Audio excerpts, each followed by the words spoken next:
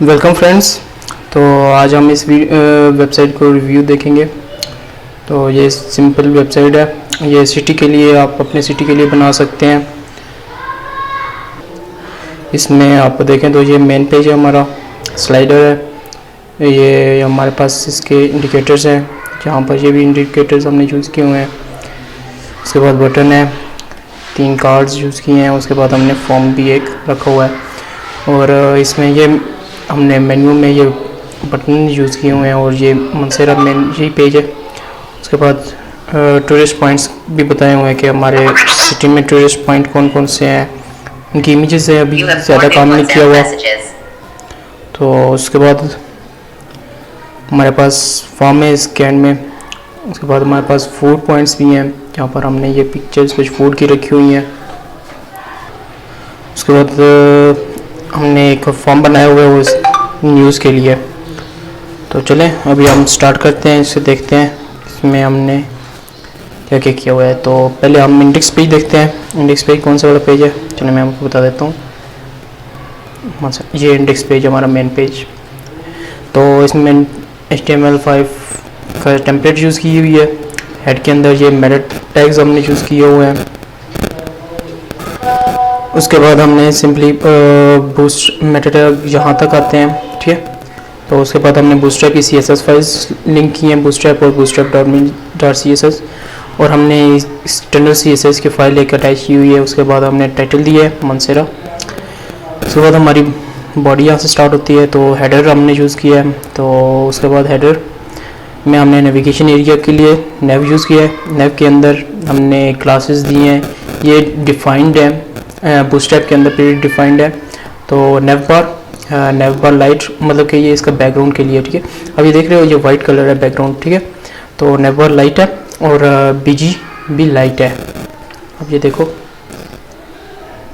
दोनों लाइट है, BG light. अगर नेव बार लाइट को हम रिमूव करें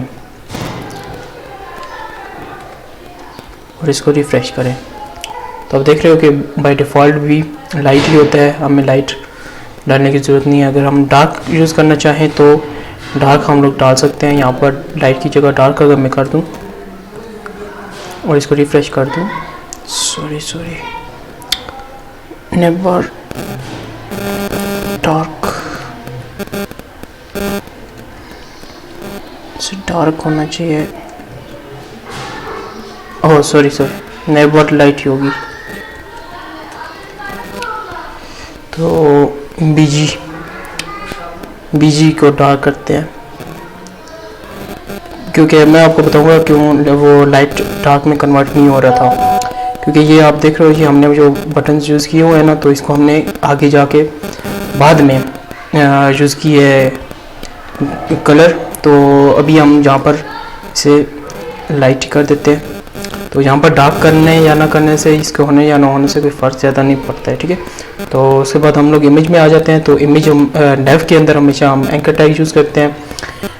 और उसके बाद हमने एंकर टैग यूज़ किया सबसे पहले। इसको हमने नेव बार ब्रांड क्लास दी है इमेज के लिए, और ये एक डेड लिंक है। तो इसके अंदर हमने इमेज दी है, इमेज का सोर्स हमने फोल्डर और के अंदर जाके उस फाइल का लिंक दिया हुआ है। और उसके बाद हमने अल्टरनेटिव टेक्स्ट भी ऐड किया हुआ है, अगर इमेज लोड ना हो तो विड्थ और हाइट दी हुई है हमने।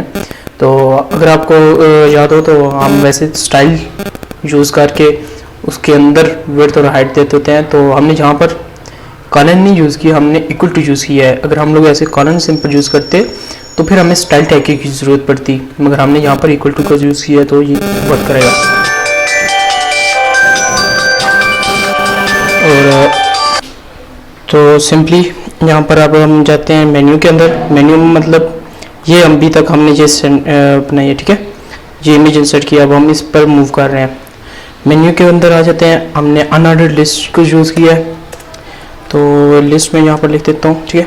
हमने लिस्ट को यूज़ किया है। उसके अंदर हमने दिए पहले नेव और नेव पिल्स मतलब ये डिज़ाइनिंग जो हुई है ना, तो ये हमें अब उसकी ज़रूरत नहीं है। हमने इसको बॉर्डर रेडियस और बॉर्डर कलर देना और इसके हॉवर इफेक्ट डालना, इसकी हमें ज़रूरत नहीं है। सिंपली हमने नेव पेज की टैब्स भी हम यूज़ कर सकते हैं।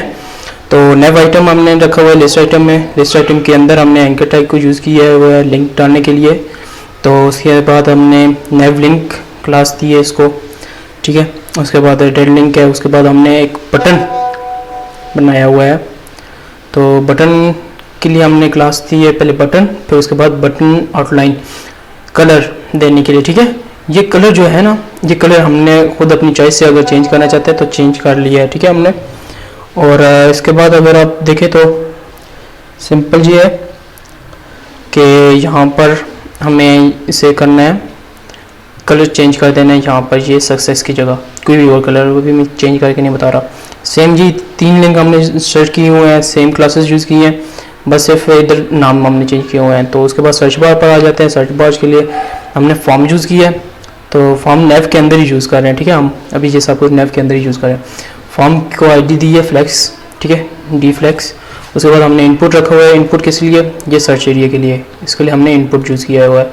तो इनपुट क्लास दिया फॉर्म कंट्रोल और ME2 का स्केल दिया हुआ है, ठीक है। तो उसके बाद टाइप सर्च है, प्लेस होल्डर भी सर्च रखा हुआ है हमने, एरिया लेबल सर्च, ठीक है। उसके बाद नेक्स्ट बटन है जो सर्च, ये सर्च वाला बटन, ठीक है। तो इसके बाद हमने बटन बनाया हुआ है, इसको बटन आउटलाइन सक्सेस कलर देने के लिए, ठीक है। उसके बाद हमने हेडर एंड हो जाता है, नेविगेशन एरिया एंड हेडर भी एंड। उसके बाद सेक्शन हमारा स्टार्ट हो जाता है और न्यू इसमें हम लोग करते हैं स्टार्ट क्या, ये स्लाइडर, ठीक है, स्लाइडर यूज़ करते हैं।